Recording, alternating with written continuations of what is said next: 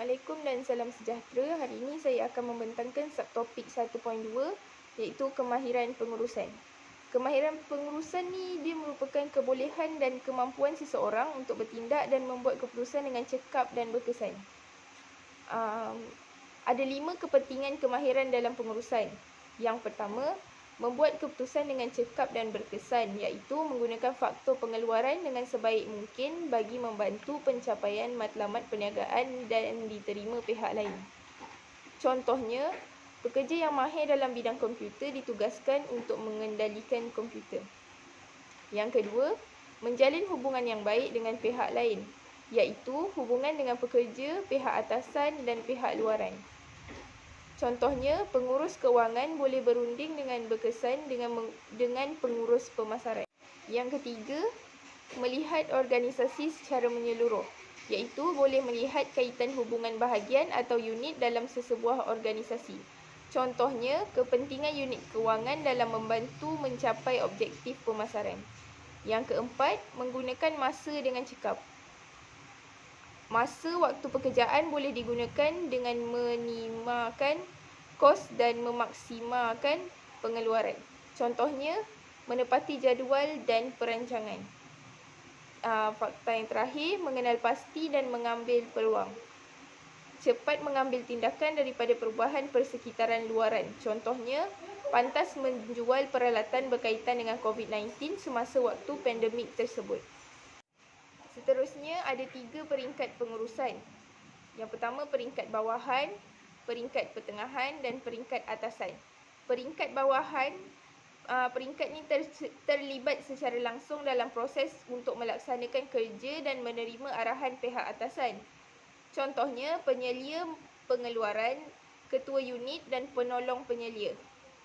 Peringkat pertengahan, peringkat yang untuk melakukan aktiviti pengurusan bagi jabatan dalam sebuah organisasi dan berhubung dengan fungsi-fungsi lain.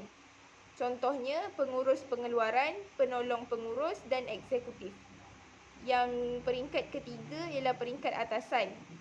Peringkat yang terlibat dalam pengurusan sesebuah organisasi secara keseluruhan termasuklah pengurus strategik dan pembentukan dasar. Contohnya, Ketua Pegawai Eksekutif (CEO). Jenis-jenis kemahiran pengurusan.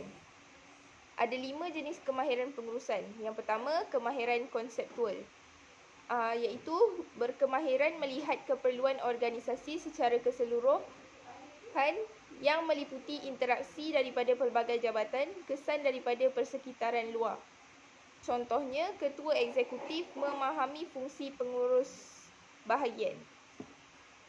Yang kedua, kemahiran antara perorangan atau kemanusiaan, iaitu berkemahiran dalam mengendalikan hubungan, kerja dalam kumpulan dan bekerjasama dengan orang lain sama ada di dalam syarikat atau di luar syarikat.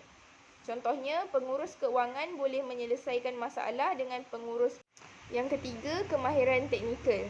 Kemahiran teknikal ni ialah kemahiran yang melibatkan pengetahuan penggunaan kaedah, proses dan tata cara tertentu.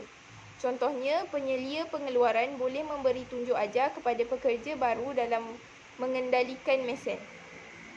Yang keempat, kemahiran pengurusan masa. Berkemahiran untuk menyempurnakan kerja yang diberikan pada masa yang cekap dan berkesan. Contohnya, penyelia pengeluaran boleh mengeluarkan produk mengikut jadual. Dan yang kelima, kemahiran pembuatan keputusan. Berkemahiran memahami dan menganalisis masalah, menjana alternatif dan memilih alternatif terbaik. Contohnya, ketua eksekutif membeli saham syarikat yang melibatkan peralatan COVID-19. Hubung kait kemahiran pengurusan dengan peringkat pengurusan.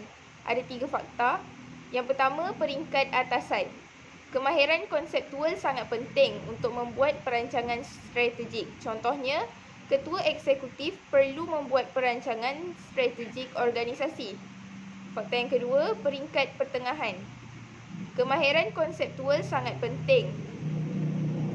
Perlu membuat perancangan strategik bahagian organisasi. Contohnya, pengurus pemasaran perlu membuat perancangan strategik bahagian pemasaran.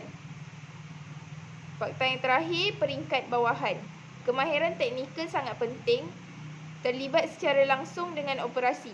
Contohnya, penyelia pengeluaran perlu menguasai kemahiran operasi sesebuah mesin.